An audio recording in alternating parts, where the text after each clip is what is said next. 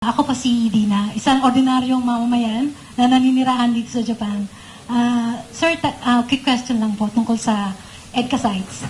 Kasi po, alam ko na hindi lang po ako ang may katanungan tungkol dun sa EDCA sites regarding sa kung gaano ba siya katagal na mag-stay sa Philippines. At the same time, in case na maalis po ang ating Pangulo ngayon, no, o may pumalit man sa kanya after ng term niya, pwede po bang i-cancel po o paalisin ang EDCA site sa Pilipinas?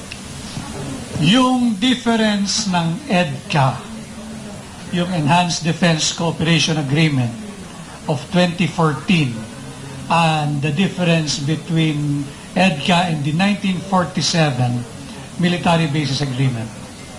Yung 1947 Military Bases Agreement, dumadaan sa Kongreso. Kailangan i-ratify yan. Pangalawa, meron lang yang limitasyon kung hanggang kailan yung basing lease agreement na yan. Meron lang hangganan yan. Naging 100, na-reduce into 50 years. Na-renegotiate ng Pilipinas, naging 50 years. Kaya nga noong 1991, they were kicked out of the Philippines, di ba? Tapos yung 1947 Military Bases Agreement, nagbabayad ng renta yan. Nagbabayad ng renta sa Philippine government, nagbibigay ng military aid and assistance. Yung anomalya ng EDCA, ginawa na lamang yan a simple executive order ni Noynoy Aquino para hindi na dumaan sa Senado para i-ratify ng Senado. O number one, anomaly. Second, walang limit. Hanggat gusto nila doon at hanggat hinahayaan sila ng gobyerno ng Pilipinas, they can stay there for as long as they want. Worse, rent-free. Ganyang kaanomalya, yung EDCA na yan. From the original 5, ginawang 9. And anong naging epekto? Hindi ka na binabayaran. Imagine nyo yung bahay nyo. May pinatira kayo. Libre. Tumira ka rito hanggat gusto mo, gamitin mo ang aircon, bawal ako sumilip sa kwarto mo, ikaw may full control niyan, hanggat gusto mo nariyan ka. Yan ba isang sound policy back into your respective homes? Tama po bang policy yan? Ganon din itong EDCA sa Pilipinas. Matatanggal ba yan? Depende sa magiging susunod na Pangulo. Basta't bibigyan lang ng notice either party within 1 year prior to its expiry.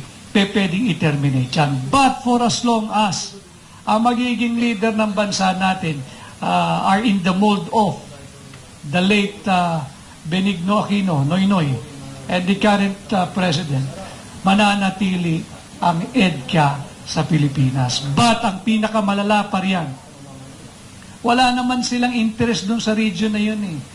Gusto lang nilang sikilin din ang patuloy na pagbulusok ng China bilang economic power. Gusto lang nilang pigilan, away hanap buhay lang naman sa Amerikano yan eh. Di sila makipag-away. Bakit tayo ang gagawing bala ng kanyon nila? Bakit tayo ang gagawing pawn? Gusto mo pala ng away, makipag-away ka. So, ang problema, yung liderato ngayon ng Pilipinas, nagpauto-uto naman. At willingly, karay-karay tayo, pumasok tayo dyan sa alanganing butas na yan. Question po namin yung EDCA sa Korte Suprema. Gaya ng pag-question namin sa Visiting Forces Agreement. Ang naging kliyente ko po ay aking kamag-anak, si Joey Salonga, at yung kakamatay lang na senador na Rene Saguisa.